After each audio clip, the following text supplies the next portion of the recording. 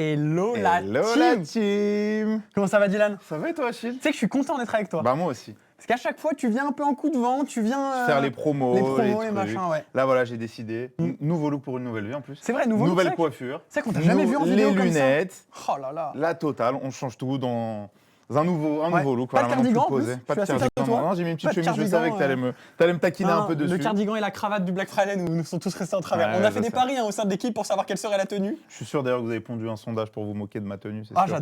j'adorerais, mais je sais pas si on en a prévu un. Mais évidemment, on espère que vous aimez la tenue de Dylan finalement. C'est un peu ça l'important qu'on veut savoir. On a des choses plus importantes à voir tous ensemble. Ouais, quand même. Moi, Belle je maintiens nouveauté, quand même, des choses sympas.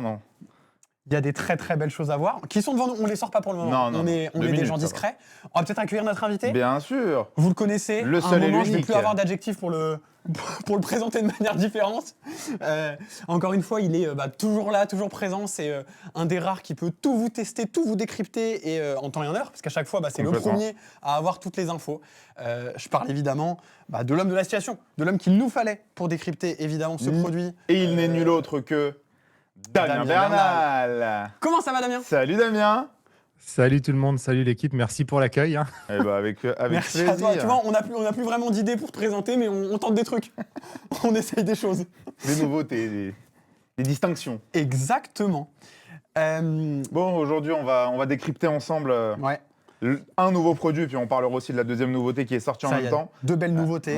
Le Sony Alpha 7R6, Damien qui a fait une très belle vidéo dessus, très complète et franchement, on en reviendra évidemment, mais beaucoup d'engagement et de beaux commentaires dessus. Les gens sont très emballés par le produit et également l'optique le 100-400 4.5 dont on va parler, une nouveauté de chez Sony qui était pas spécialement attendue comme ça, mais qui est sortie et on en parlera.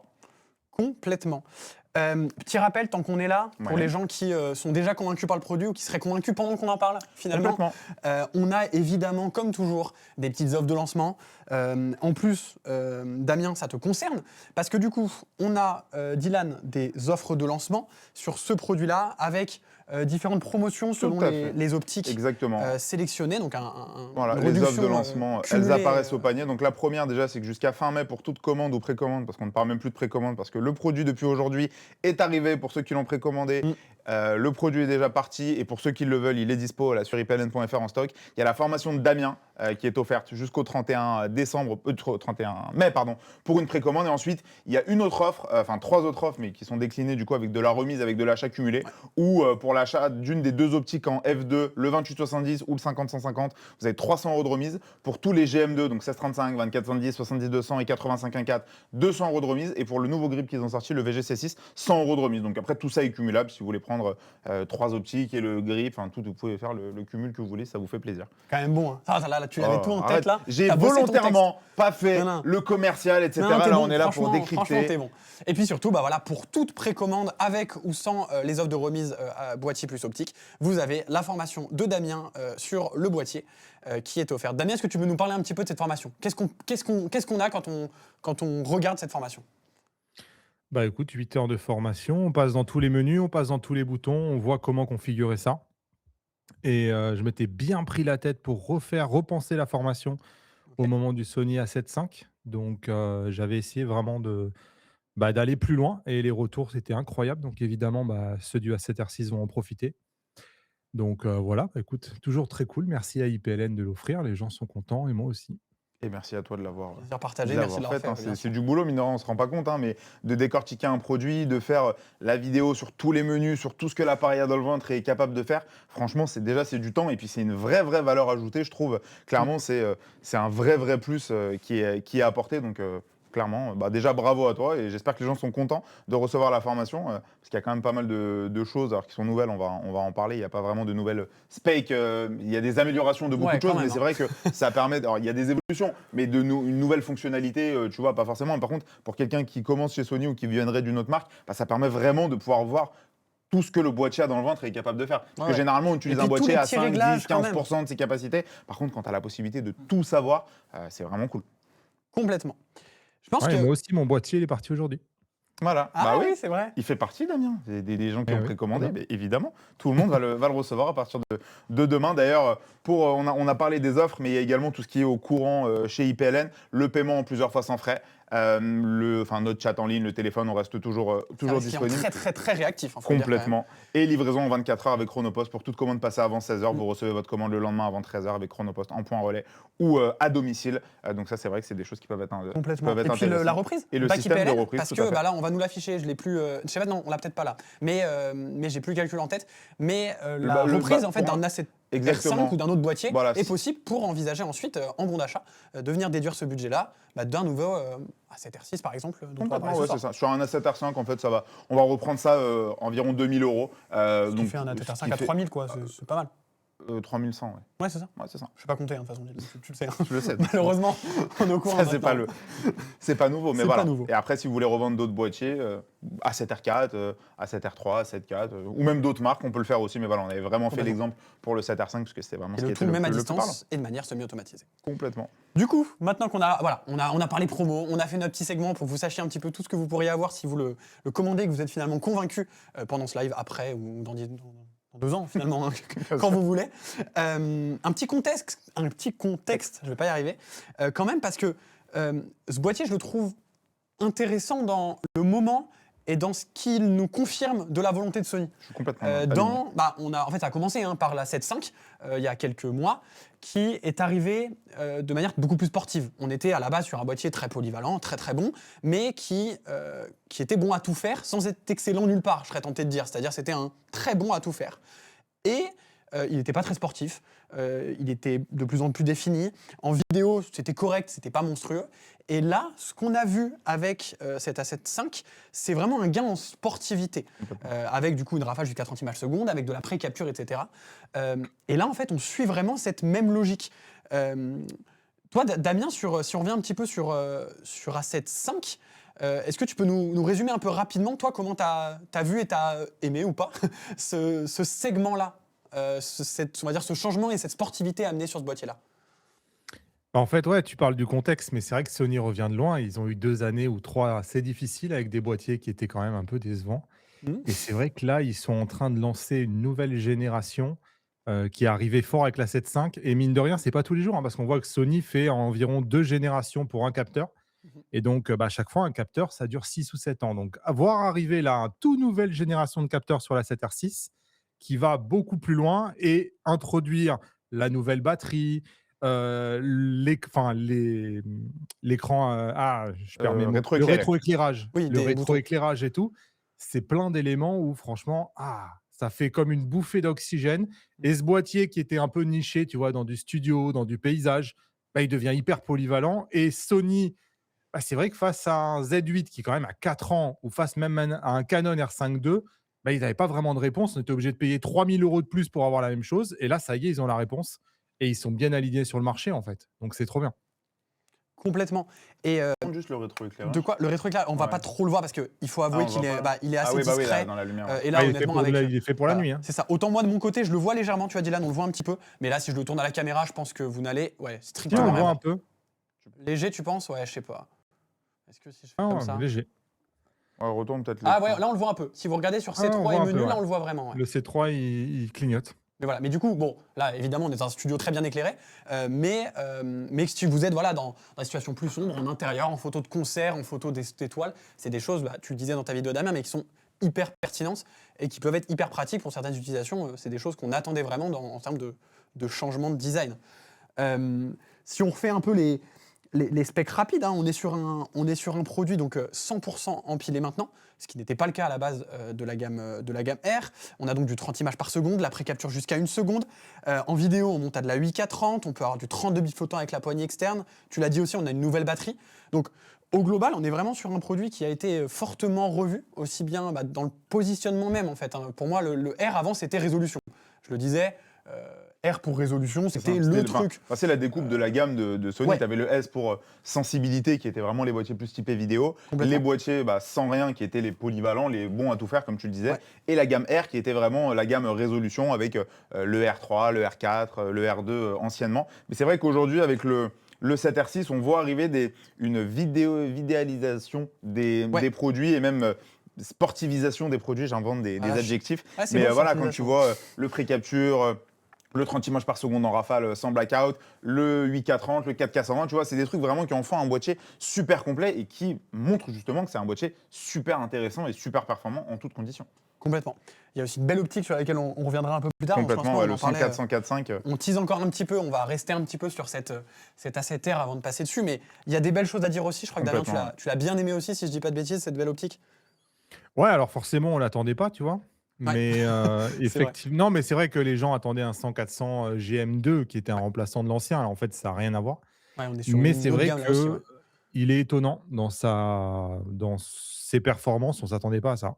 Et c'est vrai que sur le terrain, bah, c'est clair que ça fait très très bien le job. Ouais, et puis les retours qu'on voit, c'est effectivement où les gens attendaient un 100-400 GM2 un peu sur les mêmes bases que l'ancien, pas aussi gros, pas aussi cher, ou un équivalent au RF 103-102.8, ou éventuellement un 4.5, mais plus un 100-500. Donc ce produit-là, il n'était pas forcément attendu, mais force est de constater en voyant ta vidéo que sur le terrain, il se défend très très bien. Avec le 1.4, c'est quasiment imperceptible la différence de qualité avec le x2 un peu plus. Donc c'est quand même vraiment une super optique, mais c'est vrai qu'on voit les gens sont convaincus, mais c'est vrai qu'ils ne s'attendaient pas forcément à ça. Donc après, il faut peut-être le temps que ça mûrisse un petit peu et que les tests s'ouvrent un petit peu, que les gens puissent aller le voir, le tester, etc. Potentiellement sur des workshops qu'on pourra faire également. Ouais, mais effectivement, je pense qu'il faudra... En parlant de workshop... Oh là là, Dylan, cette belle transition. En parlant de workshop, alors c'est pas sur l'optique, mais par contre, demain... Lyon. Sur Lyon, sur la boutique de Lyon, juste à côté de la boutique de Lyon. Il y aura du coup une masterclass que vous avez là pour découvrir la 7R6, donc avec les équipes de Sony qui pourront vous le montrer. Ils en auront, hein, donc pour les mettre en main aussi, que vous puissiez les tester, les regarder. Ce sera la continuité parfaite de ce live en fait. Hein. Exactement. On vous en parle et après vous mettez les mains dessus. Si je dis pas de bêtises, si je me trompe, pour moi c'est une masterclass complètement gratuite. Donc tout à fait. vous pouvez venir... Bien sûr, il faut quand même s'inscrire. Oui, il faut s'inscrire, mais voilà, vous pouvez venir, il n'y a rien à régler ou quoi que ce soit. Entre 10h et 12h30 ou d'ailleurs, c'est bien qu'il l'ait précisé parce que vous pouvez faire les deux, entre 14 et 16h30. C'est à l'hôtel Globet Sicile, c'est juste à côté de la boutique, c'est à 5 minutes à pied, même pas. Même pas, c'est à 100 mètres du magasin. Donc, et vous avez des gens de chez Sony qui seront là, vous pourrez tester le produit. Et ça ne m'étonnerait pas qu'ils ramènent le 100-400 pour pouvoir tester. Effectivement. J'ai pas l'info à 100%, mais ça ne m'étonnerait pas qu'ils l'amènent. Donc si vous n'êtes pas loin et que demain matin ou demain après-midi vous avez du temps, n'hésitez pas. Et si vous voulez passer nous voir, faire un petit coucou à la boutique, prendre un petit café, c'est avec grand plaisir aussi. Complètement. Donc, je pense qu'il est temps peut-être d'entrer dans le vif. Ouais, d'entrer dans le vif du sujet et puis d'en parler un petit peu face au reste un petit peu de la gamme. Parce que, en fait, c'est un marché où il y a quand même de quoi faire. Hein. Des boîtiers résolus et sportifs, c'est des choses quand même qu'on a déjà vu pas mal. Déjà, peut-être chez Sony, pour commencer, au sein de la gamme Sony en elle-même, parce que, on l'a dit, mais c'est un peu une nouvelle manière de faire, une nouvelle gamme, ça change de ce qu'on avait jusque-là. C'est clair. Et la gamme R et de base n'était pas très sportive. Donc là, on sent qu'il y a un changement de logique, typiquement versus un A7R5. Toi, Damien, comment tu le situes versus un A7R5, est-ce qu'on est sur la même lignée? Est-ce que tu vois des similarités? Est-ce qu'on change complètement de produit? C'est quoi un peu les changements ou non, on va dire? En vrai, quelqu'un qui aurait un A7R5, c'est lui qui gagne le moins, en fait, par rapport à tout le reste. Parce que quelqu'un qui ferait que du paysage ou du studio, en vrai, il y a des évolutions, mais elles sont mineures. Mais la plus significative, à la limite, ce serait la dynamique. Puisque Sony est en train d'introduire ce nouveau capteur-là qui gagne un stop de dynamique. Ouais. Donc, clairement, en paysage, on va gagner cette dynamique. Mais c'est vrai qu'à part ça, le reste des améliorations, c'est surtout orienté sur l'animalier et le sport. Complètement. Et puis ce capteur, tant que tu es dessus, une sorte de DGO. Alors je ne sais pas si eux l'ont nommé un peu comme ce que faisait Canon, mais t'en parlais toi-même. En fait, c'est ce double gain, ce double gain optimization, si on parle de DGO, c'est gagner un peu de plage dynamique, mais surtout gagner des performances potentiellement en basse lumière sur la réduction de bruit, ce genre de choses. Ouais, en fait, là, je parlais de l'animalier et le sport, mais tu as raison. Il est aussi très compétent en vidéo. Là où la 7R était catastrophique en vidéo, lui, il a des arguments.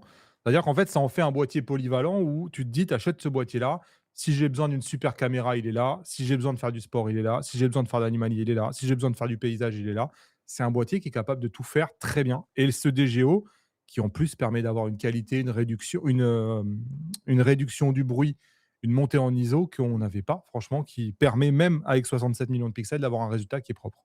C'est ça qui était bluffant en regardant ta vidéo. Je vous invite, messieurs, dames, par la suite à voir la vidéo de Damien si vous voulez voir vraiment plus en détail. Mais le détail, quand tu montres les ISO entre le 7.5, le 7R5, le 7R6, c'est bluffant. qu'un boîtier avec 2 fois plus de pixels que la 7.5 et une meilleure montée en sensibilité. C'est impressionnant. Et sur l'image que tu fais avec le billet, sur la 7.3, la 7.5, pardon, tu as même du mal à lire un peu les numéros de série du billet, alors que sur le A7R6, tu vois tout bien comme il faut. C'est franchement bluffant. Hein, C'est une nouvelle génération de capteurs. Je pense que vraiment, Ouais. il ne faut pas galvauder le truc. Hein, ça arrive tous les 6 ou 7 ans, tu vois. Donc, c'est un truc rare. Et là, on y est, quoi. Non, c'est clair. Mais Et on le sent. C'est-à-dire que, Bien sûr. en fait, ils n'ont pas énormément communiqué sur le fait que c'était un nouveau cap, c'était quelque chose, voilà. Plus que ça, en tout cas. Mais par contre, c'est sûr que quand on voit les tests, force est de constater qu'il y a une vraie différence. La différence de génération, elle se voit là. Je mets les pieds dans le plat, Dylan. Non, Tant qu'on moi est je sur la- voulais juste Ah. revenir une seconde Avant et de voir mettre les pieds dans le plat. si Damien, tu es d'accord avec moi là-dessus, parce qu'on sait que Sony est une marque qui a l'habitude de laisser vivre ses boîtiers. Pour moi, mon analyse avec sur le 7R5, j'allais y venir. Pour moi, le 7R5, Ah oui. il a toujours une place sur le marché. La seule chose, c'est qu'il faut rapidement bien le repositionner. C'est-à-dire qu'il va rester en gamme, c'est sûr, parce que le 7R3, il s'est arrêté il n'y a pas longtemps. Le 7R4, il est toujours en gamme. Il faut qu'il soit repositionné et bien repositionné pour les gens qui veulent, comme tu le disais, faire de la photo studio, faire de la photo de paysage, qui veulent faire peut-être un peu de vidéo, mais pas exceptionnel, Ouais. et qui veulent se focus sur la photo. Si par rapport au prix actuel ou en promo, ils tombent, tu vois, aux alentours de 4000, s'ils arrivent à la chercher un 3006, 3005, franchement, je trouve que ça reste un boîtier qui reste quand même super intéressant pour cet usage versus ce qui se fait à côté. Je sais pas ce que tu en penses. Ouais, je suis d'accord avec toi. Mais c'est vrai que maintenant, à 7R4 et à 7R5, il n'y avait pas beaucoup de différence entre les deux. Les deux avaient le même capteur. C'est vrai. Donc, il va y avoir bataille entre les deux. Quelqu'un qui fait du paysage, il prend l'un ou il prend l'autre. Franchement, il n'a pas beaucoup de différence, quoi. Ouais, sur le paysage pur. Ouais. Ouais, c'est vrai. Mais du coup, c'est sûr que typiquement, là, il y avait du monde plusieurs personnes qui ont dit dans le chat, j'ai vu Samuel et j'ai vu quelqu'un d'autre sur YouTube aussi, qui nous disait, j'ai un A7 R5, est-ce que ça vaut le coup de passer sur un R6 ? En fait, moi, je serais tenté de dire, ça va dépendre de ce vos que tu besoins. fais, bien sûr. C'est-à-dire que si vous aviez un besoin plutôt basique, on va dire, de résolution. C'est-à-dire qu'à un moment, vous faites du portrait, vous faites du paysage, vous avez besoin de résolution et c'est tout. Là, A7 R5 peut suffire largement et peut encore suffire maintenant sur des nouvelles personnes, comme le disait Damien aussi, versus un A7 R4. Par contre, si ce côté sportif et ce côté vidéo un peu plus développé peut vous aider, que vous faites typiquement peut-être des choses un peu plus dans des zones sombres, je pense à des photographes de concert ou même de l'astro, sur des gens qui, acceptent ont besoin de plus de mégapixels, mais ont quand même besoin d'aller sur de la basse lumière, des choses comme ça, c'est aussi un produit qui, au-delà de la sportivité, peut être vraiment pertinent. Pour moi, c'est sportivité, basse lumière, Vidéo, sport, un petit peu. vidéo. Ouais. C'est vraiment un peu tout. C'est tout ce qui est un peu complémentaire à la photo de portrait studio et paysage. C'est un peu tout le reste. Extérieur, sport, basse lumière, vidéo. Toutes ces choses-là aussi, il y a des choses que tu proposes, que tu fais, Samuel, qui sortent de ce spectre basique où tu as juste besoin de pixels. Pour moi, le 7R6 a un vrai intérêt de monter sur du 30 images secondes, d'avoir le pré-capture, la 8K30, le 4K 120, la montée en sensibilité, toutes ces choses-là, il y a un vrai intérêt. Mais c'est vraiment dépendant de ce que tu fais. La réponse ne sera pas la même pour tout le monde. Complètement. Je vois on a notre cher créateur Lucas qui est dans les commentaires. Lucas officiel évidemment qui nous fait un petit coucou. Lucas, donne-nous ton avis un peu sur ce produit. Toi en plus t'es équipé avec pas mal de choses, mais notamment un Z8 récemment. Dis-nous un peu ce que tu en penses de ce 7R6. Je pense que je suis curieux d'avoir ton avis moi. Ouais, après de toute façon on en parlera de la comparaison. Je pense que les gens l'attendent, la comparaison avec le Z8 et le R5 II, mais c'est vrai qu'on va finir chez Sony. Avec l'Alpha One 2. C'est ça, ouais. Damien, aujourd'hui l'Alpha One 2 versus un A7R6. Comment on accueille la chose, parce que c'est vrai que c'est des choses qu'on voit un petit peu dans les commentaires à 7R6, à 1.2, comment on voit la chose. Voilà. Moi j'ai un peu mon avis, je te laisse nous expliquer toi un petit peu et voir si on est aligné dessus. L'Alpha One 2, il ne faut pas oublier qu'il est, si je ne dis pas de bêtises, 4 fois plus rapide que la 7R6. Ouais. Donc il garde des avantages, il ne faut pas croire que les deux soient strictement identiques. Mais c'est que ça coûte cher quand même d'avoir ces petits avantages-là. C'est-à-dire que ces avantages-là, ils vont être déterminants sur le mec qui est en train de filmer la finale de la Ligue des Champions, tu vois, ou un événement important, un professionnel qui vend ses photos et compagnie. Il veut le meilleur des résultats, il va aller sur l'Alpha One. Il ne va pas prendre le risque d'avoir un autofocus qui, en termes de nombre de calculs par seconde, est moindre. Tu vas souvent être à 60 fois par seconde sur un A7R6, tu vas être à 120 sur un Alpha One. Donc, pour des professionnels, pour des gens qui ont des besoins extrêmes, l'Alpha One, ça va rester le flagship de chez Sony. Mais le problème, c'est que, je ne sais pas si c'est un problème, mais là où avant, c'était 100% des gens qui avaient un besoin de sport, aujourd'hui, c'est peut-être 10% des gens qui ont un besoin de sport. Pour les 90% restants, la 7R6 fait exactement le même boulot. Parce qu'ils ne verront pas la différence entre les deux. Ouais, pour moi, il y a ça. Et la seule chose que j'ajouterais en complément et que j'ai vu un petit peu en retour, parce que j'ai étudié la question, c'est les gens qui ont besoin du port Ethernet, d'avoir quelque chose pour pouvoir. On parlait de ce photographe-là en bord de terrain, d'avoir le port RJ45 pour pouvoir décharger. Effectivement, c'est des choses pour certaines personnes qui sont deal breaker indispensables s'il n'y a pas cette feature-là dans le produit, quoi. C'est ça, mais du coup, je rejoins Damien sur le fait que c'est pas un produit qui vient remplacer, c'est-à-dire qu'il y a des features quand même sur l'Alpha One qu'on n'a pas du tout.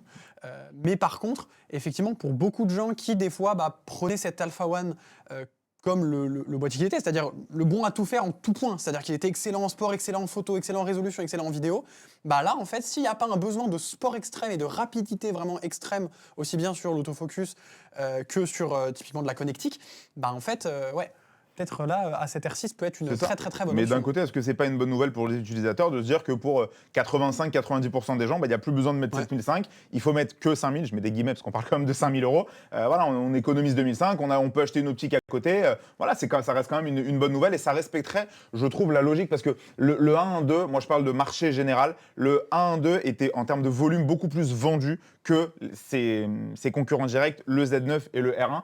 Qui se vendent moins en termes de volume pour les mêmes raisons. Parce que vraiment, par rapport à un R5.2 versus un R1, alors il y a une différence de résolution aussi, mais les gens qui vont sur du R1, c'est vraiment des gens qui ont besoin d'avoir ce gros boîtier-là monobloc. Il y a aussi l'aspect de la batterie qu'on n'a pas chez Sony en monobloc. La connectique aussi. La connectique également. Mais c'est vrai qu'on reviendra sur quelque chose d'un peu plus standard où ces boîtiers-là, qu'on appelle les boîtiers Amiral, en fait, sont vraiment réservés à un certain type de personnes qui ont un usage vraiment spécifique et qui ont un besoin extrême en termes de réactivité. Et après, pour les autres, d'aller chercher des produits comme le 7R6, clairement. Ouais, complètement.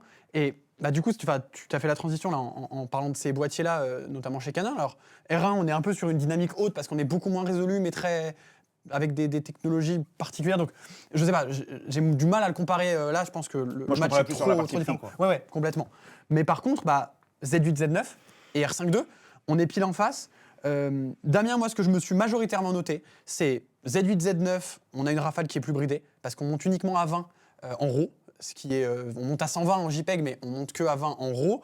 R5, on est aussi à 30, par contre, on est là aussi moins résolu, vous le voyez sur ce graphique-là, on a la définition dans un sens et les FPS, la rapidité de rafale en RAW, je le précise, sur l'autre. Donc, on est déjà sur des produits quand même qui sont assez différents. Z8, on n'a pas de pré-capture en gros. Si je dis pas de bêtises, là aussi, Damien, tu m'arrêtes si je dis des grosses bêtises. Et chez Canon, on a une pré-capture qui est limitée à 0,5 secondes. Donc en fait, face à la concurrence, on n'a pas les mêmes niveaux de résolution, pas les mêmes niveaux de FPS, en RAW en tout cas, et pas les mêmes niveaux de pré-capture. Je dis pas de bêtises, Damien ? Non, si ce n'est que le Z8, il est en fin de vie. Il est vraiment en fin de vie. C'est-à-dire qu'on est même étonné que le remplaçant ne soit pas déjà là. Donc je pense que le Z8, c'est pas tout à fait la même génération, quoi. Donc je pense que le remplaçant va arriver vite. Et le R5.2, oui, le R5.2, il est plus rapide par contre que la 7R6, mais il a moins de mégapixels. Ouais. Complètement. Toi, sur un Z8 II potentiellement, ou un Z9 II, on ne sait pas ce qu'ils vont nous sortir. En tout cas, ce type de boîtier-là chez Nikon, qu'est-ce que tu attendrais ? Est-ce que tu t'aimerais une évolution de la rapidité, une évolution de la résolution ? Peut-être aller sur un capteur plus défini ? Tu vois ça comment, toi, de ton côté, dans ce que tu aimerais avoir dans ce produit-là, hypothétiquement ? Il faut de la pré-capture en RAW. Je pense qu'aujourd'hui, il faut passer à 30 images par seconde minimum en rafale. C'est vraiment les deux trucs qui aujourd'hui sont limitants dans la plateforme qu'a Nikon actuellement. Pourquoi pas essayer de mettre un peu de ce qu'on a dans le ZR, de la collab avec Red, parce que le R5.2 et le A7R6, on en parle, mais le R5.2 aussi sont des vrais bons boîtiers en vidéo. Complètement. Le Z8 n'est pas un mauvais boîtier, mais c'est vrai que si on met dedans la colo Red, le Red Code, pardon. Ces différentes choses-là et d'arriver sur quelque chose, de récupérer un peu ce qu'il y a dans le ZR pour pouvoir le mettre dans le Z8 et en fait de copier un peu ce que font les autres, c'est-à-dire d'avoir effectivement de base on était sur des boîtiers qui étaient plus haute résolution, mais qui maintenant font aussi du sport, font aussi de la vidéo et donc de se caler là-dessus. Et je pense que Nikon a une belle carte à jouer sur un éventuel Z8 II s'ils arrivent à mettre de la pré-capture en RAW, monter à 30 images secondes et mettre le Red Code à l'intérieur. Je pense que c'est ce que les gens, les Nikonistes, même les gens sur le marché attendent clairement. Complètement. J'ai eu le retour de Lucas, je le résume très rapidement. Il a eu peur de l'augmentation de prix, mais il est très satisfait au global du produit. J'ai Nadia aussi, tant qu'on est dans les petits coucous qui nous dit bonjour, qui te passe le bonjour. Salut aussi, Nadia. Damien, évidemment. Salut Lucas aussi d'ailleurs. C'est vrai que tu lui avais pas dit bonjour. Attention. D'ailleurs, dites-nous un peu dans le chat, vous, Z8, R5 II, A7 R6, Alpha One, comment vous vous situez un petit peu sur ces boîtiers-là, si vous êtes équipé aussi. Typiquement, A7 R6, j'en doute, du coup, des futurs équipés, mais par contre, voilà. En cours de livraison. Ouais, en cours de livraison, exactement, si vous l'avez précommandé chez IPLN. Mais voilà, je serais curieux d'avoir un petit peu vos avis. Et effectivement, moi j'ai hâte de voir les prochaines générations, parce que Z8, Z9, ça va être vraiment pour moi la prochaine génération qui va nous. Voilà. On va voir ce que ça présente. Je pense qu'il y a pas mal de gens sur le marché qui se sont orientés sur le R5 II ou qui ont revendu pour partir dessus, parce que c'était le boîtier le plus récent et que le A7 R5 était le plus ancien de tous.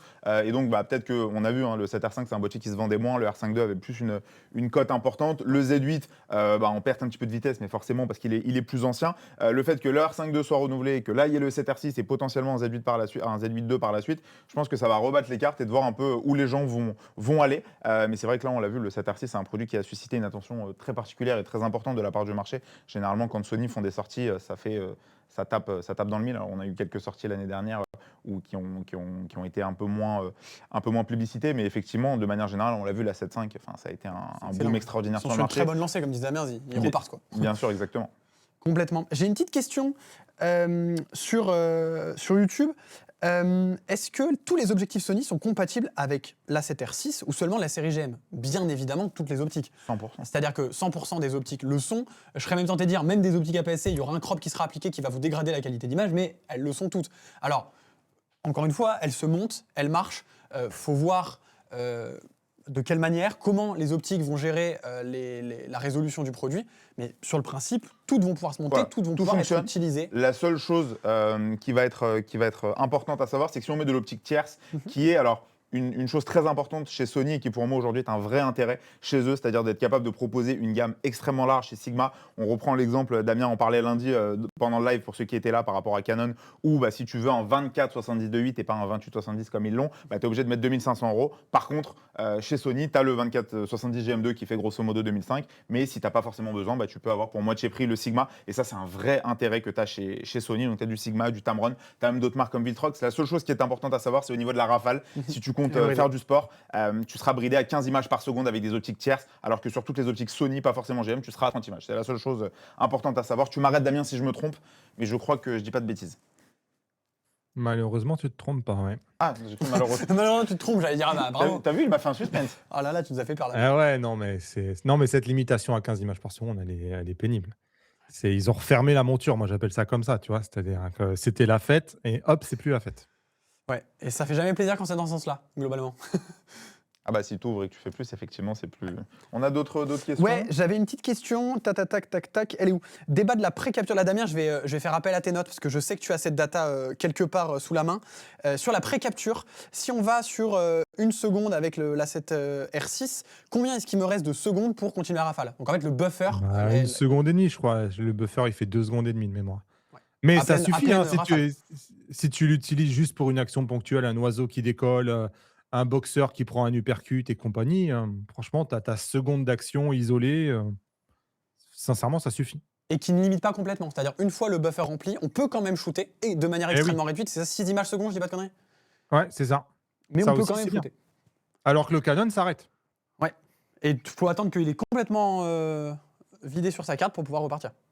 Ouais. Donc, Canon, il s'arrête 6-7 secondes, tu n'as plus de photos du tout.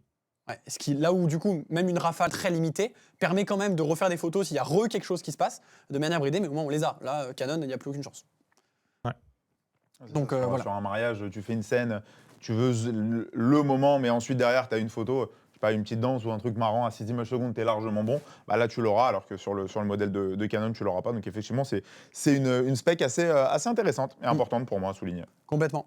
Tout à l'heure, effectivement, je disais que si j'exagère même, on a les optiques APS-C qui peuvent se monter. Je précise bien évidemment qu'elles seront, pour beaucoup, elles ne vont pas pouvoir encaisser la résolution du boîtier. Donc vous allez avoir une image qui va être vraiment dégradée et en plus de ça, elle va cropper dans le capteur pour compenser le fait que l'optique ne couvre pas le capteur. Donc je schématisais en disant toutes sont compatibles parce qu'on pourra physiquement les monter, mais évidemment, on ne le recommande pas. Je précise, comme j'ai eu la question, je préfère le préciser. Est-ce qu'on parle pas un petit peu de l'optique? C'est ce que j'allais dire. Moi, je pense qu'il est temps, effectivement, d'aller un peu sur l'optique. Parce que, en plus, Damien, tu l'as bien aimé.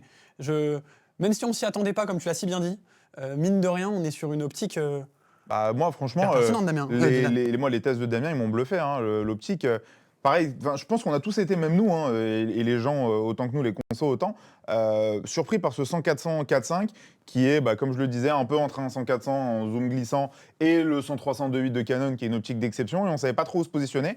Et franchement, moi, d'une vision marché, je le trouve intéressant parce que le positionnement prix, tu es 2,5 fois moins cher qu'un 100-300 2.8. Le 4.5 au lieu du 4, effectivement, je pense qu'un 4 au lieu d'un 4.5 aurait été un poil mieux accueilli. Mais bon, après, c'est un tiers de diaph, hein, c'est pas non plus la mer à boire, je pense. Mais par contre, en termes de rendu, moi, quand je vois les tests de Damien, franchement, je suis bluffé par rapport à un 100-400 première version, par rapport à un 200-600, même par rapport à un 400-800. Franchement, c'est une superbe optique. Damien, toi, ton ressenti là-dessus en échange sur ce 100-400 4.5? Écoute, je m'attendais pas à ça, je l'ai déjà dit. C'est vrai que moi, j'ai eu du mal un peu avec cette optique-là, pour être honnête. Parce que, ouais, je sais pas. En fait, un zoom professionnel, j'ai envie d'avoir du 2.8. J'ai pas envie de travailler en 4.5. Donc, et surtout, il rentre dans aucun sac à dos, tu vois? On est quand même dans les optiques très grosses et c'est vrai que on n'est pas habitué à avoir du 400 millimètres qui rentre pas dans un sac à dos, tu vois? Ouais. Donc, à la fois, c'est une très bonne idée et je pense qu'il y a une partie de photographes pour qui ça va être une optique de prédilection parce que tu as la polyvalence du zoom et si tu travailles dans cette plage focale-là, c'est ce qui se fait de mieux au monde. Donc franchement, ça fait le job. Mais en même temps, c'est vrai que, j'aurais bien signé pour un 100-300 avec téléconvertisseur intégré, mais bon, peut-être que ça arrivera plus tard, hein. On espère. Ouais, c'est ça. Je trouve en fait, je pense qu'on est tous alignés. L'optique est bonne, c'est une bonne idée. Mais je suis convaincu que s'ils avaient fait un 100-300 2.8 ou alors un 100-500 ou un 100-600 avec cette ouverture à 4.5, ça aurait peut-être été mieux accueilli. Donc je pense qu'il faut que ça mûrisse un petit peu, que les gens testent, voient ce que ça peut donner, etc. Mais en fait, c'était tellement pas ce qu'on attendait, je pense qu'en fait, les gens sont surpris. Purement et simplement. Ouais, je suis Ouais, d'accord. puis il faut qu'ils se mettent à nous mettre des téléconvertisseurs intégrés. Moi, je suis persuadé que ça va devenir la norme maintenant et Nikon, il faut le faire, quoi. C'est vrai que chez Nikon, c'est la norme sur les grandes optiques. On a vu là sur le. le C'est quoi, le 120-300 120-300, merci. qui a été Qui annoncé l'a intégré. en développement avec ça. Chez Canon, on l'a aussi avec le 100-300. Enfin voilà. Non, chez Canon, on l'a pas, mais avec le Non, chez ils ont Canon, pas pardon, il intégré. l'avait sur le 200-400 à l'époque, en EF. Mais je C'est eux pense que dans les qui prochains, avaient ils créé vont ça. l'avoir, ouais. Et c'est vrai que, ouais, même en plus, quand on a vu ce développement de 120-300 Nikon, on s'est dit, bon, bah, Nikon, ils arrivent, Sony, ils annoncent un truc, on pense que c'est ça, mais bon, finalement, non. Peut-être que ça arrivera, hein. Un 100-300, un 120-300 chez Sony, à voir. Ils sont toujours plein de surprises, mais voilà. Mais après, Sébastien, là, en commentaire, a tout juste, Ah. hein. Un Ouais. 100-300, c'est 10 000 C'est euros, ce que alors j'allais que là, dire. il propose quelque chose pour 5 000. C'est ce que je disais, c'est 2,5 fois moins cher. Ouais. Quand même, hein. Mais C'est pas négligeable. un professionnel, souvent, enfin, je veux pas dire qu'il s'en fiche du prix parce que c'est pas le cas, mais comme c'est un outil de travail, c'est un outil avec lequel il gagne de l'argent. Généralement, il est moins regardant, tu vois. 10 000, enfin, moi, je vois tous les professionnels qui sont autour des stades. Souvent, ça passe. Ouais, après, À voir s'il trouve son public. Après, il y a le pro, mais après, tu as aussi l'amateur averti, hein. Moi, je vois en termes de clientèle sur le 302.8, par exemple, qui est une optique chez Sony qui marche très bien parce qu'une compacité incroyable et une légèreté incroyable pour un 300 mm. Il y a des professionnels qui partent dessus, mais il y a aussi des amateurs avertis pour leur plaisir, pour de la photo sportive, même un peu d'animalier, des choses comme ça, qui sont vraiment hyper contents de ce produit-là. Donc, ça va pour les deux, mais à voir comment c'est accueilli. Mais moi, tu vois, quelqu'un qui fait par exemple de la photo de montagne, un 100-400 à 4.5, pour moi, c'est une bonne idée. Non. Ouais, je suis d'accord. Tant qu'il transporte un sac énorme pour le mettre, c'est une super. Tout à fait. On n'est plus à ça près, effectivement. Mais ouais. Complètement. Tac. Je reprends nos petits conducteurs Bien Dylan, sûr. pour suivre un peu le Je suis parti fil dans de notre soirée. Sur cette optique, on en a bien parlé. Sur ce boîtier, on a un peu ciblé aussi les types de photographes, vidéastes qui pouvaient, je pense, être pertinents.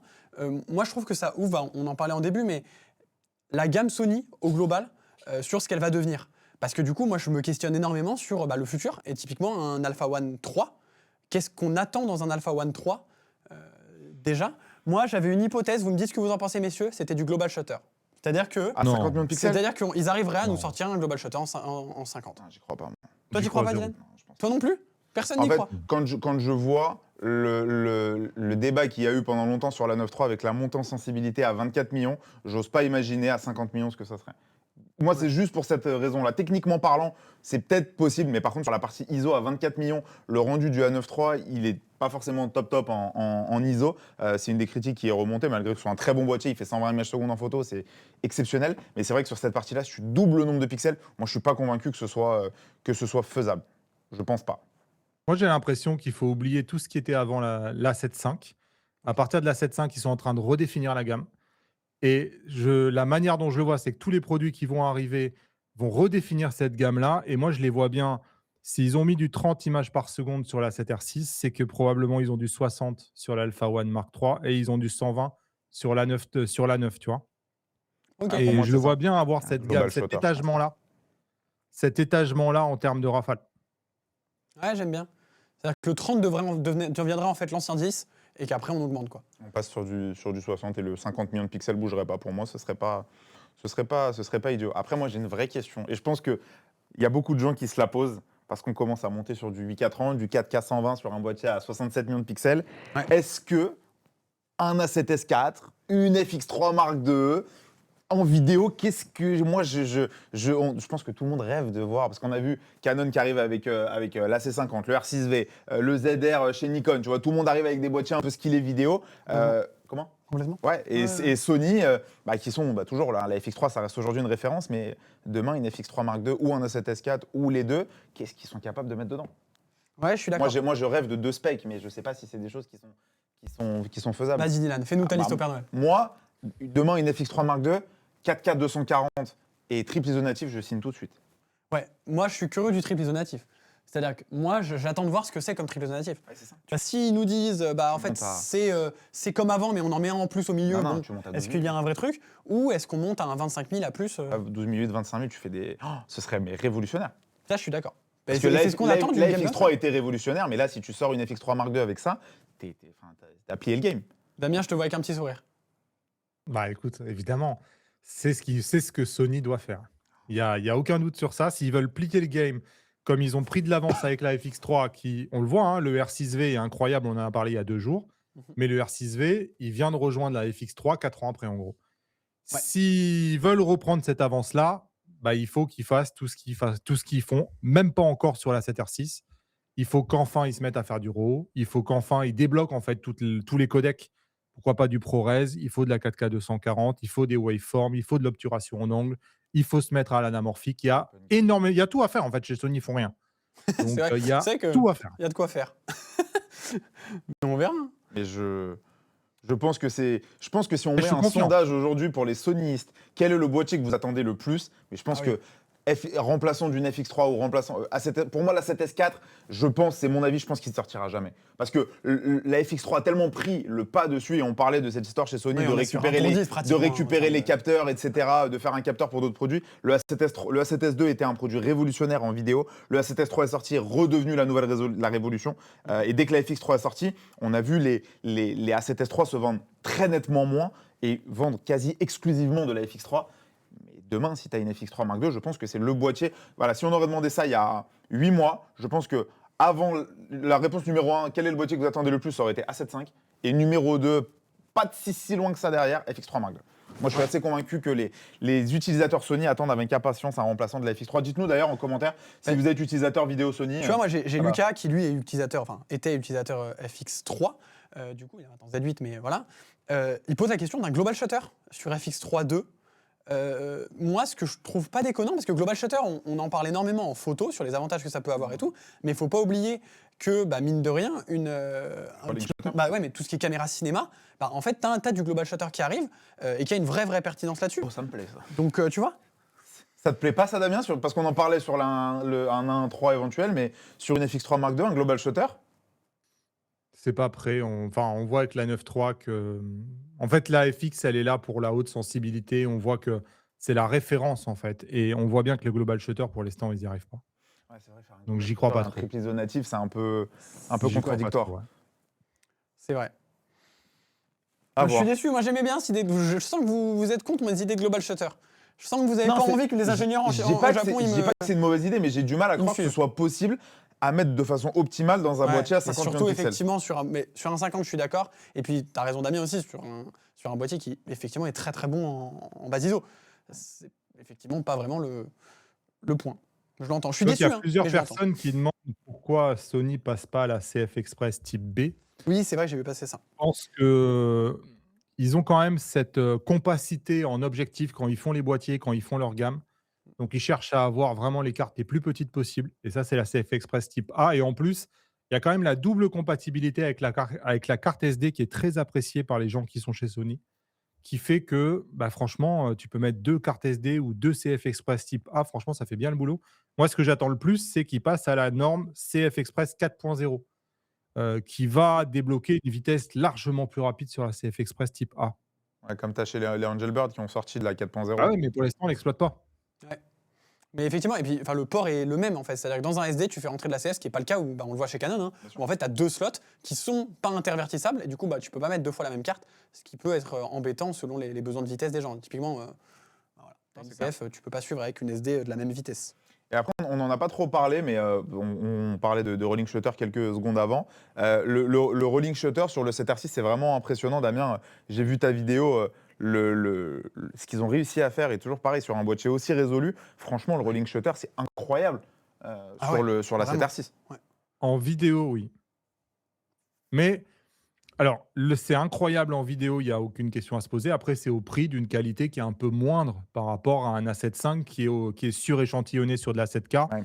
et qui a la meilleure qualité de vidéo. Là, la qualité, elle est très bonne. Franchement, quelqu'un qui va pas zoomer à 100% ou à 200% et faire des recadrages, il y a aucune différence, hein. Le mec qui met un plan pour un docu, il y a pas de différence. Mais c'est vrai qu'ils ont fait ce petit compromis de qualité-là. Ils vont pas suréchantillonner par rapport à de la 8K, par exemple. Ouais. Ils font par rapport à de la 5K, mais ça leur permet d'avoir une vitesse de malade. Je suis d'accord. On a une très bonne question aussi sur la stabilisation. On en a effectivement très peu parlé sur cet A7R6. Est-ce que là, la question telle qu'elle est posée là par Jens, c'est est-ce qu'on est au niveau de Canon, Nikon et Lumix?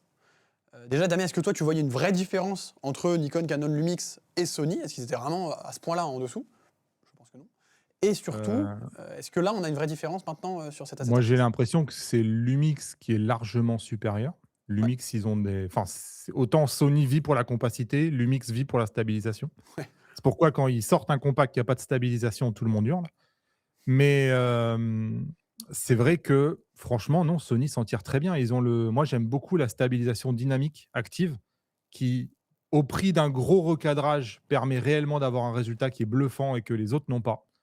Ouais. Sony a aussi les données gyroscopiques, hein, qui permettent de faire une stabilisation en post-traitement qui est incroyable. Moi, je trouve qu'en termes de stabilisation, je les mettrais juste derrière Lumix, enfin bien un cran inférieur, hein, à Lumix, mais tu vois, par rapport à un Canon ou un Nikon, moi, je mets Sony devant. Ah, moi, j'aurais Ok. peut-être mis Canon devant, perso. Ah ouais? Ouais. Ah, quand même, hein. Moi, je Tu as trouve des que petits je suis tremblements d'accord. sur Canon. Ah ouais? Ouais. Ah, tu vois, moi, comme ça, j'aurais mis Canon un peu devant. Ouais, je suis d'accord. Passant du coq à l'âne hein, complètement, si on revient sur le 100-400, alors on a une question un peu sur l'extrême, mais versus un 6600 Sigma, qui effectivement en termes de gabarit est similaire, mais qui par contre, en termes pour moi de qualité optique et de rendu, n'a strictement rien à voir.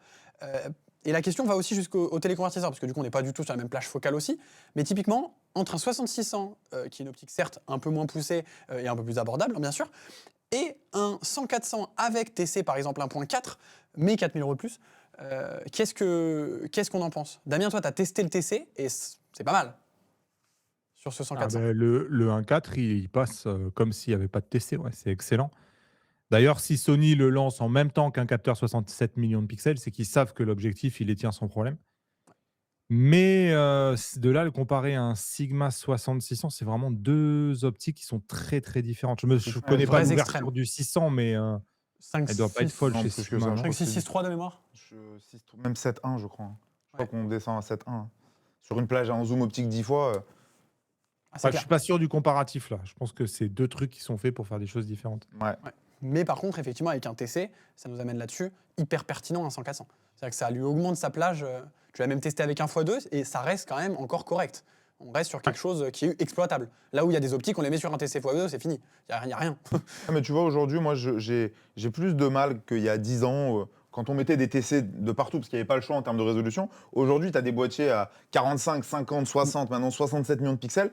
Pour moi, aujourd'hui, le 1.4, comme le dit Damien, on le voit, il n'y a quasiment pas de différence si tu le mets ou si tu le mets pas. Pour moi, mettre le 1.4 et aller cropper dedans, donc tu es à 560 et tu vas cropper encore un peu, tu arrives à ton 800, voire même un peu plus. Et tu vois, si tu croppes en Super 35 et que tu mets ton 1.4, ça te fait un x 2,25 grosso modo. Ça te fait, aidez-moi, un peu plus de 800. 850, et tu as un rendu qui est super intéressant. Pour moi, d'aller chercher jusqu'à du x2 qui te fait perdre quand même de diaph. Hein. Quand l'autre, tu passes de 4.5 à 6.3, si je dis pas de bêtises, ouais. 4.5 à 6.3, et que tu fais ton crop derrière, je pense que c'est la meilleure solution. Sur le 100-400. C'est ça que tu me demandais. Oui, 4.5-5.6, pardon. Non, 4.5.6. 4.5.6.3, Damien. Non, 4-5-5-6. Non, 4.5.6.3. De quoi tu me parles? Vous m'avez perdu, les gars. Je sais pas de quoi moi vous parlez. aussi, De il m'a mis trop le chiffre, j'étais perdu. 4.5, quand tu perds un diaph, t'es à 5.6. T'es à 6.3, pardon. Ah oui, ok, pardon, avec TC, putain, j'étais pas du tout. J'étais sur le 100-400 d'origine, sans rien. Excuse-moi, moi j'étais. Oui, le 100-400, il est à 4.5.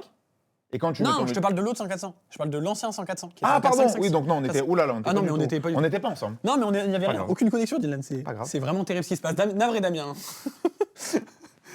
Trop de chiffres, tu vois, tu m'as. Mais est-ce que tu es d'accord avec ça? Parce que moi, il y a beaucoup de gens, ou sur le chat ou en boutique, qui nous posent la question, est-ce que j'achète un multiplicateur? Surtout des gens, pour moi, un peu plus âgés, qui ont eu cette culture du multiplicateur, où je trouve que la nouvelle génération est plus dans mon discours à moi, de dire j'ai du pixel, je vais taper dedans. Mais pour moi, aujourd'hui, d'aller chercher jusqu'à du multiplicateur x2, je vois beaucoup moins l'intérêt avec les capteurs résolus comme on a.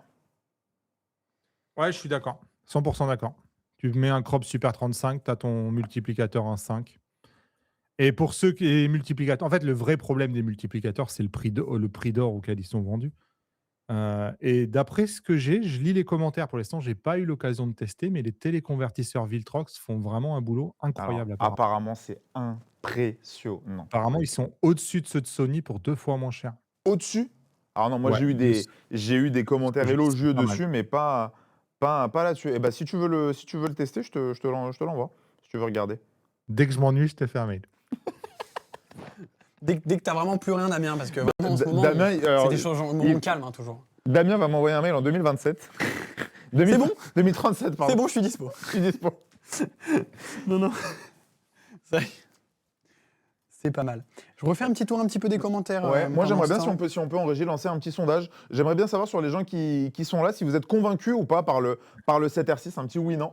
Savoir si vous êtes convaincu par le produit ou pas. Ouais, voilà, par rapport à toutes les specs dont on a parlé, la vidéo, le rolling shutter, les 30 images secondes, le pré-capture, etc. Est-ce que c'est un produit qui convainc? Après, de là à dire est-ce que je switch ou est-ce que je change de marque, etc. C'est une autre question, mais de savoir vraiment si c'est un produit qui convainc et qui, par rapport à un Z8 ou un R5 II, c'est concurrent direct aujourd'hui, fait le boulot. Parce que voilà, nous, on en discute et on est assez convaincus, mais c'est vrai que le retour le plus important, c'est le vôtre, messieurs, dames.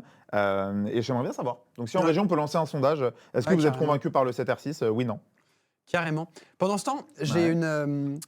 Tac, elle est où? J'ai une question hyper intéressante, parce que vous allez voir, on va pouvoir faire de l'auto-promo, Dylan. C'est une perche lancée à nous, comme ça, tu vois. Qu'est-ce qu'il fait, Damien? Je sais pas, Damien, il veut nous prendre en photo, je pense. Non, je regardais un commentaire là qui m'a intrigué sur est-ce qu'on peut passer en APS-C quand on est en 4K 100. Mais sur...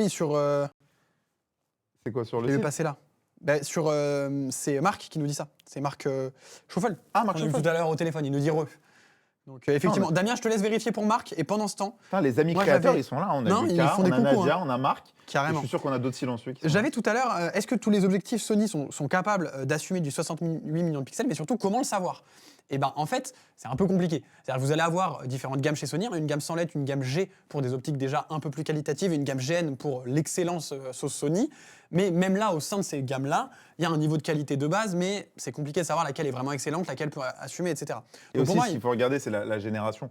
Complètement. Une optique GM, typiquement dans la vidéo de Damien, il en parlait, le 100-400, pas première version, parce que l'autre n'est pas une version 2, mais le 100-400 en ouverture variable, il est sorti il y a 9 ans. Damien a fait des tests dessus en le comparant à celui-ci, ou même en le comparant au 200-600 ou au 400-800. Le 100-400, c'est un GM, le 200-600 et le 400-800 sont des G, et vraisemblablement sur un boîtier à 67 millions de pixels, celui qui s'en sort le moins, tu m'arrêtes si je me trompe Damien, c'est le 100-400 qui s'en sort le moins bien, versus le 200-600, le 400-800 et également le 100-400 GM évidemment.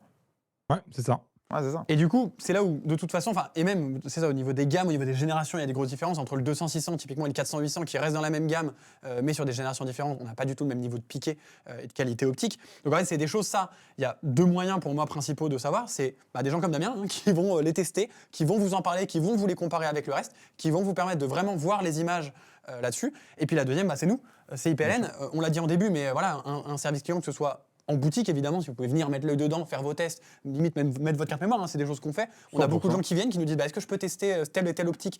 Ils mettent une carte mémoire dedans et comme ça à la maison, ils regardent, ils rezooment, ils font un peu les tests de Damien, mais chez eux et homemade quoi.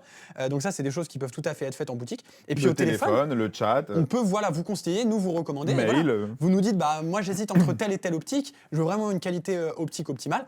Évidemment, on est aussi là pour vous dire attention, celui-là, peut-être que sur telle ou telle boîtier, il va avoir un peu de mal, là où celui-ci n'aura pas de problème. Donc dans ces cas-là, vous n'hésitez pas, soit à regarder les vidéos de youtubeurs et particulièrement de Damien qui fait beaucoup de tests si elles sont là, et sinon n'hésitez pas à nous contacter, on est évidemment là pour ça. Est-ce qu'on a lancé le sondage? Est-ce qu'on a alors, est-ce qu'on déjà on l'a lancé? Et de deux, est-ce qu'on a des réponses? Je crois qu'il a été lancé, et pourquoi je l'ai plus? Oh là là, je l'ai plus. Oh là là. Non, je n'ai plus les résultats. Je crois que j'ai perdu les résultats, Dylan. pas Je grave. crois que c'est moi qui fais une bêtise. J'ai pas tapé au bon endroit sur ma tablette. C'est absolument terrible. Mais si on arrive à nous le lancer, faites-moi signe.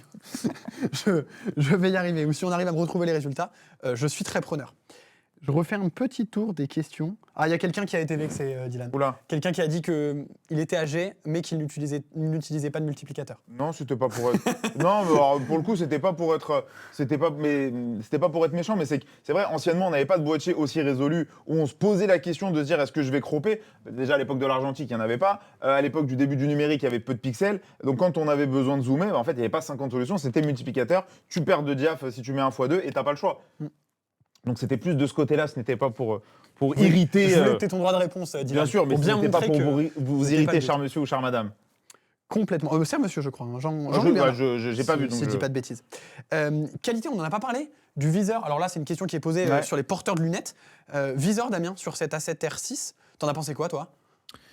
En fait, ils ont encore amélioré le viseur. C'est-à-dire que jusqu'à maintenant, on avait notamment chez Nikon et chez Canon, pour les gens, tu vois, qui viennent du réflexe, qui veulent avoir une visée où tu as l'impression d'avoir une meilleure qualité, une meilleure dynamique, c'est vrai que la vue telle qu'on le voit en numérique, parfois, est un peu trop plate. Et Sony est passé à cette technologie-là, justement, qui permet d'avoir plus de, je me souviens plus des termes, mais qui permet d'avoir plus de contraste, qui permet d'avoir plus de réalisme, en fait, dans le viseur. Et donc, tu as vraiment cette sensation-là d'avoir une meilleure qualité de visée. Carrément. Et je trouve que c'est hyper important, parce que surtout en tant que porteur de lunettes, moi aussi, des viseurs qui grossissent un petit peu, c'était pas le cas aussi sur les tout premiers hybrides, et ça faisait peur à beaucoup de gens. Et je trouve qu'on a vraiment vu au global, sur le marché, des viseurs, et notamment pour les porteurs de lunettes, qui se sont vraiment améliorés. Et j'avoue que, étant binoclard depuis bien longtemps... moi, je peux pas répondre à la question, je porte des lunettes, ça fait 10 jours. Donc toi, le côté Tony Stark est effectivement assez récent. Je t'ai dit que j'allais en parler. J'étais obligé de te passer le Tony Stark, j'en suis navré. Je peux pas te dire. Alors, on a eu les résultats du sondage, et je vous avoue que je suis surpris. On a une égalité parfaite entre le « oh que oui, on est convaincu » et le « faut voir ». Donc les gens sont globalement quand même très positivement... c'est ça, mais par contre, le « faut voir », moi, j'aimerais bien avoir des questions de ces gens-là de pourquoi et qu'est-ce qui manquerait et qu'est-ce qui ou va pas ou manque ou n'est pas allé assez loin ou quoi que ce soit. Comme je disais, c'était pas de dire si c'est la question du budget et effectivement je peux pas l'acheter demain, ça c'est une autre question, mais c'était vraiment de se dire est-ce que le produit dans la partie spec et s'il y avait la possibilité qu'on met le prix de côté, est-ce qu'il vous intéresserait? Si vous l'avez répondu comme il faut, le faut voir, j'aimerais bien savoir qu'est-ce qui pour vous manque dans ce produit ou qui aurait pu être ajouté en plus pour être plus complet de manière générale ou même face à la concurrence. Je serais curieux de savoir. Carrément, donc ça, n'hésitez pas à nous le dire. T'inquiète pas, il n'y a pas vexé en fait. Tout va bien. Fausse alerte, personne de vexé. Je te rassure, l'A7R6 arrive chez moi vendredi, on me dit. Génial. Tu vois, tout va bien, il n'y a pas eu de problème. Magnifique. Alors attends, j'ai une question et j'essaie d'y réfléchir pendant que je la lis. Que sur un A7R5, la personne trouve que quand on appuie à mi-course, l'image se dégrade. Damien, je vais avoir besoin peut-être de ton aide là-dessus. Pour moi, c'est parce que tant qu'on n'appuie pas à mi-course, il ne fait pas les vrais réglages et il fait des réglages, lui, pour mieux voir l'image. Et que dès qu'on appuie, il fait vraiment les réglages qu'on a. Et du coup, il va des fois un peu plus bruité ou autre. Est-ce que Après, j'ai je une ne sais énorme pas bêtise? si c'est sur l'écran ou sur le viseur, mais tu sais, il y a un réglage aussi de priorité à la qualité ou priorité à la cadence de rafraîchissement du viseur. Ouais. Donc, est-ce que s'il n'y a pas ce paramètre-là qui rentre en jeu? Peut-être, je ne sais pas. C'est vrai que ça peut être une... Mais en tout cas, peut être une si piste. c'était comme ça avant, ils n'ont pas changé ça. Ok. On n'a pas vu effectivement de changement sur les rafraîchissements, ce genre de choses dessus, quoi. Hop, je refais un petit tour des questions aussi. Damien, si t'en as spoté, n'hésite pas. Mais je pense que là, viseur, rafale, qualité d'image, Non, je trouve qu'on a... Ah non, la chose dont on n'a pas parlé, Voilà. non, la batterie. C'est vrai. Ah oui, il y a Film de zut. la batterie, on n'en a pas parlé, Oh là là, et on n'a diantre. même pas montré le produit. La nouvelle batterie, Oh, mais c'est ça vrai vient de me On remonter. est très mauvais, Dylan. Non, c'est inadmissible, je suis d'accord. Non, effectivement. Théo, si tu peux nous faire un petit zoom là-dessus, qu'on montre la nouvelle batterie. Dylan, tu peux me passer l'autre, l'A7 R5, s'il te plaît. A7 R7 ici. J'en profite ici, on a une petite lampe Tolly. Donc Théo nous fait des jolis plans dessus. Juste ici, là, il y a une petite lampe Tolly. Moi, c'est mon petit pense-bête pour réussir à les reconnaître en 2 secondes. Je regarde l'avant et je vois qu'il y a une petite Tolly. Je sais lequel c'est. Et donc ici, on a effectivement une nouvelle batterie. La NPS à 100. NPS à 100. J'avoue que ça, ils l'ont sorti comme ça, quoi. Hop, Ouais. nouvelle batterie qui, en fait, est pas beaucoup plus grosse. C'est-à-dire que si vous regardez au-dessus, vous voyez que bon, elles sont globalement Non, mais la similaires. puce côté connectique, ce sera plus parlant. Que les attends. gens voient où est la connectique. Attends, j'essaye. J'essaie de montrer. En termes de hauteur, c'est exactement la même chose, parce que le grip n'a pas bougé, ou en tout cas très légèrement. Donc on n'a pas de gros changements. Les connectiques, du coup, maintenant, sont hop, ici sur le côté et plus en bas. Donc les connectiques ont l'air très similaires. On a l'air d'avoir à peu près le même nombre de connectiques, ça se ressemble. En fait, on dirait juste que c'est une NPF Z100 qui a été plus carrée, quoi. On n'a pas les bords coupés, on a vraiment ce côté un peu plus carré. Toi, Damien, tu as vu une vraie différence de batterie et de capacité entre ces deux batteries-là? Ouais, c'est difficile à dire, mais oui, tu as 20% d'autonomie en plus, ça c'est certain. Après, c'est difficile à comparer parce que le boîtier, lui aussi, consomme plus qu'avant. Ok. Mais l'autonomie est folle. Je veux dire, l'autonomie, moi, je l'ai trouvé incroyable. Et puis surtout, ce que j'ai adoré, c'est le temps de charge de la batterie qui est divisé par 2. Incroyable. Là où avant, enfin, j'ai plus les temps, mais je crois que tu mettais genre 1 heure et demie pour charger tes 2 batteries. Je crois que là, en 30-40 minutes, c'est fini, quoi. Ouais. Et ça, c'est hyper pratique. Sur du shoot, on peut vraiment faire du vrai roulement. Si on shoot énormément, que ce soit en photo ou en vidéo, bah, on peut avoir 2 batteries et les changer, ce qui est beaucoup moins le cas ici.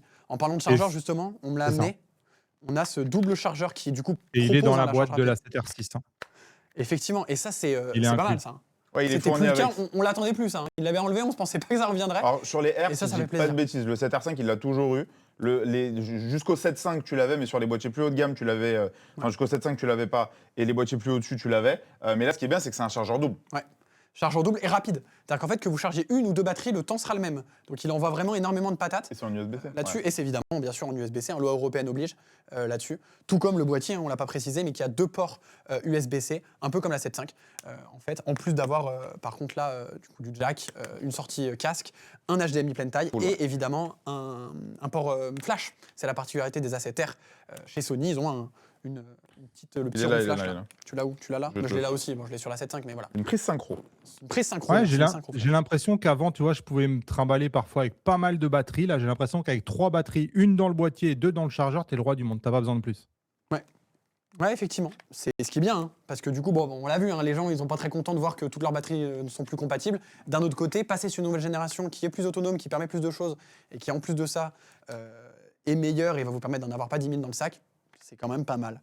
Reste à voir si Sony fait comme Canon et Nikon et empêche les marques tierces maintenant de créer cette batterie. C'était la question sur Patona, effectivement, qu'est-ce qu'ils vont faire? Est-ce qu'on va être bridé? Est-ce qu'on va... Ça, on n'a pas la réponse. On verra. Après, ça va arriver dans quelques semaines. Hein, ça va aller très vite. Hein. Ouais. Complètement. Petite question sur les cages. On n'en a pas parlé effectivement sur l'accessoirisation. Est-ce que les cages Small Rig seraient compatibles? Moi, je dirais sur le principe oui. Parce que les cages Sony, enfin les cages Small Rig typiquement, ne viennent pas beaucoup devant. Donc normalement, vu que là on a le grip qui est légèrement différent mais qui ne change pas au global, ça devrait passer. Moi, dans la mesure où c'est un nouveau grip dessous le VGC6, je pense du coup que l'intérieur... Pour moi, c'est une question de batterie. c'est la question de batterie, oui, effectivement. pour moi, parce que niveau gabarit, ils sont extrêmement similaires. Je ne sais pas si en régie, on a une cage qui traîne sur ces boîtiers-là. Je serais curieux de tester en live pour vous donner la réponse. Si vous avez un A7 IV, je crois que c'est la même que le 7R5. Ouais, mais je ne suis pas sûr qu'on l'ait, la cage. Il n'y a pas une cage d'A7 IV? Je Non. suis pas sûr. Mais on va voir. On va tester, tiens, vas-y. Mais ouais. Donc après, pour vous montrer, si je peux avoir... Tiens, Hugo. Pour vous montrer, en fait, principale différence, c'est surtout sur la partie prise en main, où en fait, on a... Je vais mettre comme ça. Hop là. On a une poignée de prise en main. Alors, comment je vais faire pour vous montrer Tu veux que je le fasse, Dylan? Non, mais juste de montrer que la... j'arrive pas. Je te De sens en montrer galère. que la poignée, en fait, est un peu plus arrondie. La poignée, hop. Là, si on le voit, elle est légèrement plus épaisse. Vous le voyez donc ici Je dis pas de bêtises, ouais, c'est ça. Ici, j'ai l'A7R6 et vous voyez que la trappe a évidemment changé, mais du coup, tout le côté grip a un poil changé. Ouais, c'est minime. Hein. Si vous avez en prise en main, si vous avez des grosses mains, c'est un peu plus agréable. Quand même. Mais c'est très discret quand même comme demande. Mais ouais, c'est la seule différence sur la coque extérieure du produit, et évidemment le petit bouton de rétroéclairage dont on a parlé qui est super, moi j'aime bien. Ouais, bah tu vois, Damien, on a Sébastien qui nous parle d'avoir utilisé 6 batteries en une journée sur un mariage. Ça me choque pas. C'est sur un R5 Mark II. Et effectivement, sur ce genre de génération de batteries, on est sur des batteries qui consomment et qui se vident malheureusement assez vite. C'est que mine de rien, les boîtiers ils font de plus en plus de choses. Donc la MZ100 elle est sortie à l'époque de la 7 III. La 7 III il faisait de la 4K 30 et du 10 images secondes. Aujourd'hui on fait du 4K 120, du 8K 30 et du 30 images par seconde avec du pré-capture. Au bout d'un moment les batteries... c'est on va dire malheureux parce que c'est vrai qu'on se fait un écosystème d'une batterie depuis de nombreuses années et que maintenant on soit amené à la changer. S'ils avaient fait une FZ102 ou une FZ100P comme ils font chez Canon, ils gardent la même référence et ils sont justes, mais la forme reste la même et on est rétroactif en perdant peut-être quelques fonctionnalités, pourquoi pas. Mais bon voilà, ça a été un choix, un parti pris et c'est comme ça. Complètement. Peut-être pour finir, peut-être pour conclure un petit peu, j'ai une dernière question et après on passera sur notre fin. Je te vois scroller notre petit script, Dylan. Quelqu'un qui est équipé sur un Sony Alpha 6007 et qui aimerait faire évoluer un peu son setup, qui existe entre rester chez Sony ou aller chez Canon ou Lumix. Moi, mon conseil va être toujours, dans la mesure du possible, de rester dans l'écosystème. Tu es habitué à une ergonomie, tu t'es fait, et si cette ergonomie-là te convient et elle te plaît, dans la logique, reste au maximum chez cette marque-là. Si tu n'as pas des besoins particuliers qui t'obligent à en sortir, tu seras de moins en moins perdu. Tu pourras peut-être récupérer des optiques selon ce avec quoi tu es équipé. Si tu as des optiques plein format, moi, mon conseil est toujours plutôt là. Pour moi, pour plusieurs raisons. Parce qu'après, tout dépend de ce que tu fais. Mais si tu fais de la photo, sur le côté, même photo ou vidéo d'ailleurs, sur la partie autofocus, Pana, non. Canon, pourquoi pas, mais aujourd'hui, je ne sais pas ce que tu as comme optique sur ton 6007, mais si typiquement, tu voulais une petite optique à 2.8, un 18-50 2.8 Sigma ou un 10-18 que tu as peut-être... alors chez Canon, on a APS-C, c'est pas vrai parce que Canon, ils l'ont, mais si tu veux passer sur du plein format, chez Canon, tu vas rester sur du Canon et on revient à l'histoire de tu es obligé de prendre les optiques de marque Canon qui vont te coûter cher. Aujourd'hui, pour moi, chez Sony, tu es bien loti. La question sur Pana aurait pu être intéressante sur la partie stabilisation, vidéo, où ils ont des choses intéressantes, mais l'autofocus pour moi est trop deal breaker dans les cas photo ou vidéo d'ailleurs. Chez Canon, pourquoi pas, mais pour moi, tu n'as pas dire plus à perdre qu'à gagner, mais tu es dans un écosystème aujourd'hui, tu t'es fait avec des optiques, tu t'es habitué. Il n'y a pas pour moi de raison aujourd'hui vraiment flagrante de red flag sur un R5 II, de se dire je vais partir sur un R5 II plutôt qu'un A7R6. Pour moi, ouais, le 7R6 serait le choix le plus logique. On est d'accord, Damien, par rapport à cette demande. Oui, sur l'évolution logique. Format de la suite. Ouais, c'est ça. On est d'accord ou... Damien, toi, on change de marque. Ouais, non, mais il ne faut pas switcher à chaque fois qu'il y a un nouveau truc. Il faut rester fidèle, je pense, parce qu'on perd trop à switcher. Sauf à avoir un budget illimité, à se faire plaisir, on a le droit. Mais si on a quelqu'un qui a un A6700, c'est probablement que le budget est rationnel et c'est pas rationnel de switcher parce que ça coûte trop cher. Donc, ouais. Et en plus, je pense que là, d'après les rumeurs, il risque d'y avoir beaucoup de mouvements sur tout ce qui est monture APS-C. Donc, je pense qu'il est urgent d'attendre, comme je dis. J'adore je trouve ça. Moi, j'adore cette très belle expression. Il est urgent d'attendre, j'adore cette expression. Ouais, complètement. Si on résume un petit peu. Je fais juste moi un petit rappel, parce qu'on a parlé du 7R5, je vous rappelle simplement les différentes choses qu'on a en place pour le lancement du produit. Donc pour rappel, le produit est arrivé disponible en stock aujourd'hui. Franchement, quand on a mis en place la date du live, c'était pas prévu que ce soit le jour où les produits arrivent, donc c'est un pur hasard. On les a reçus aujourd'hui, les clients qui l'ont précommandé, les produits sont déjà partis. Et pour ceux qui veulent le commander, le produit est disponible en stock. Il y a 2 offres en ce moment. La première, c'est donc pour toute précommande, ou maintenant commande, vu que le produit est en stock, sur la 7R6, vous avez la formation de notre cher Damien qui est offerte, 8 heures de formation qui décortique à 100% le boîtier, qui est offerte jusqu'au 31 mai. Et vous avez ensuite une offre sur laquelle, sur l'achat du nouveau grip, vous avez 100 € de remise pour un grip qui fait à peu près 400-450. Vous avez 200 € de remise cumulable sur toutes les optiques GM2, donc 16-35, 24-110, 70-200 et 85-1.4. Donc si vous en prenez 4, vous avez 800 €. Et vous avez également 300 € de remise sur les 2 plus grosses optiques à f2, le 28-70 et le 50-150, qui sont cumulables toutes pareilles, toutes ensemble. Donc voilà, si vous voulez vous acheter le 7R6 tout seul, quoi qu'il arrive, vous avez la formation de Damien. Si vous voulez acheter le grip ou bien une ou plusieurs optiques, vous avez possibilité d'avoir le boîtier. Complètement. Et si vous voulez prendre en main ce broadier, je le rappelle, sur Lyon, demain, il y a une section le matin, une session l'après-midi. Il faut juste s'inscrire, c'est totalement gratuit.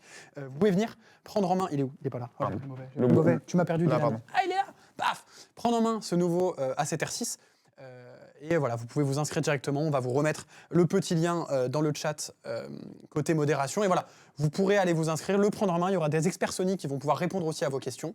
Même si on est quand même très bon. Non, je me permets. Non, mais parce qu'on dit qu'il y a des experts Sony, mais nous aussi on est des experts en fait. Faut le dire un petit peu. Attention à tes chaussures. Ah oui, ouais, mais mes chaussures ont explosé malheureusement, c'est vrai. Mes chevilles qui enflent. Mais voilà, donc n'hésitez pas. Vous pouvez vous inscrire. Il y a une session entre 10h et 12h30 et une autre session entre 14 et 16h30. Donc c'est à Globes-Cécile, c'est juste à côté de la boutique. On est à 2-3 minutes à pied globalement. En plus, il fait bon en ce moment, donc c'est ça. C'est le parfait moment pour je reviens juste sur les assets qu'il y a eu avant, là, qu'on a montré sur les kits. Alors, on propose également des kits avec 2410 GM2, où en fait l'offre est déjà inclus dans le prix. On a un kit avec le 2410 Sigma également. Par contre, sur les assets qui ont été faits, je ne sais pas si c'est le cas, mais je le précise, ils sont notés encore en cours de approvisionnement. Donc, je ne sais pas s'ils ont été faits là récemment. Ils ont été push sur le site maintenant et que maintenant parce que c'est possible qu'on en ait vendu entre le que j'ai checké juste avant le live et maintenant parce qu'il restait un peu stock, il devait rester 5 ou 6 pièces en stock si ça a été vendu. On peut nous confirmer en régie Possiblement qu'on en a encore en stock. Sinon, s'il n'y en a plus, que tout a été vendu, l'autre livraison de Sony arrive la semaine prochaine. Donc vous pouvez commander et ça arrivera semaine pro. Je préfère préciser parce que j'ai dit que c'était en stock, mais je ne sais pas comment ont été faits les assets, c'est les aléas du direct, comme on dit. Donc voilà, ou c'est dispo en stock et je dis n'importe quoi. Mais si stock il n'y a plus, il y a du restock la semaine prochaine. C'est en stock, hein, voilà. On me confirme, magnifique. Il en reste un petit peu encore. Profitez-en. Bon, on va peut-être pas tout résumer ce qu'on a dit là dans ce live. On a parlé de beaucoup de choses. Il sera dispo en replay dès ce soir ou demain matin, donc faut pas hésiter. J'ai vu pas mal de commentaires aussi sur des lives sur d'autres sujets, notamment Leica et plus de live en tant que tel. Je sais qu'on dit un peu ça à chaque fois. Je sais que ça fait quelques fois qu'on redit qu'on va faire plus de live et qu'on nous gronde parce qu'à chaque fois on fait pas beaucoup plus de live. Sachez qu'on est actuellement en train de faire en sorte de pouvoir faire des lives plus facilement. Tiens, prends l'iPad. Ouais. De pouvoir faire des lives plus facilement, de les mettre en place plus simplement, etc. On commence à être rodé typiquement avec Damien sur nos invités à distance aussi. Donc c'est le but sur cette année de vraiment mettre les bouchées doubles sur les lives et de vous proposer comme ça, pour chaque produit un peu majeur, de venir les décortiquer, que ce soit avec Damien ou d'autres personnes d'ailleurs. Yes. Je reviens juste sur un petit commentaire qui est super intéressant de Picturize Dead 98 non mais parce qu'elle est importante, parce il a dit perso, je vais faire un achat malin, je vais prendre le 7R5 qui va probablement baisser de prix. Alors c'est très intelligent, mais surtout si tu veux faire une bonne affaire, comme on l'a expliqué, nous on faisait de la reprise de matos sur du 7R5, il y a des gens qui vont sûrement switcher pour pouvoir aller chercher du 7R6 ou potentiellement autre chose. On en a vu, je crois que du 7R5 on en a déjà rentré, ils sont déjà en ligne et il y en a d'autres qui sont en train d'arriver que tu vas pouvoir trouver en fonction des états entre 2005 et 2007 si je dis pas de bêtises, quand en neuf il est proposé à 4000. Donc n'hésite pas, si tu veux aller regarder sur le site, les occasions chez IPLN, c'est garanti révisé pendant 1 an. Donc t'es tranquille. Si tu veux faire une bonne affaire, tu peux regarder sur la partie occasion. Et le 100-400, il arrive quand en magasin? Alors le 100-400, j'ai eu les infos, ça va plus arriver. Qu'est-ce qu'on m'a dit déjà? Le 100-400, ça va plus arriver d'ici la fin du mois. En disponibilité, ce sera plus tendu que le 7R6 où ils avaient vraiment prévu ce qu'il faut. Mais le 100-400, ça arrivera plus là dans les 10 jours qui arrivent. Ok. Voilà. Merci messieurs. Merci Damien, merci Achille. Voilà. Merci à toi Dylan, ça me faisait plaisir de faire un vrai full live ensemble. Comme ça. Pas de promo, j'aime bien. On sent que t'aimes bien. Voilà, je fais plus les promos, maintenant je viens sur le live. Un grand merci à toi Damien. Merci Damien. Plusieurs. Merci les gars, je sais que tu l'as pas relevé, mais il y a eu plein de gens quand même qui ont fait les éloges de ta justesse et de la pertinence de tes réponses. Voilà, dans tes vidéos ou là en live, mine de rien, tu connais tes sujets quand même. Damien. Donc un grand merci à toi pour cette expertise et d'avoir répondu à nos questions. Suspense sur la prochaine tenue de Dylan pendant le prochain live. Non, là, il n'y a pas eu de commentaires, là ça va. Il y en a eu un, mais je ne dirai pas lequel. Je l'ai Les vu gens passer, veulent un live avec Ronnie, hein, t'as vu. Hein. Ouais, j'ai vu. C'est vrai. Il y a quelqu'un qui a dit que Douglas a fait un live Canon, Dylan a fait un live Sony. Quand est-ce que Ronnie va faire? Ronnie fera peut-être un live Nikon s'il y a un Z8 II. Voilà. Ce sera Ronnie. Complètement. En tout cas, un grand merci à toi Damien, un grand merci à toi Dylan, merci un grand merci à Damien. tous ceux qui nous ont suivis, un grand merci aussi à toute l'équipe. Gros cœur à toute la team. Que vous voyez pas, mais merci en régie, derrière il y a du monde, il y a des gens derrière ce mur-là en régie, il y a quelqu'un en face de nous qui en plus a super froid parce qu'on a laissé la clim, a opéré les caméras, donc voilà. Tous ces lives, il y a des gens en frontal, mais il y a des gens aussi derrière les caméras, donc voilà. On fait un gros bisou à tout le monde, merci Damien, merci à ceux qui nous ont suivis. Merci beaucoup. Merci à toute l'équipe. À bientôt, ciao la team. Ciao à tout le monde.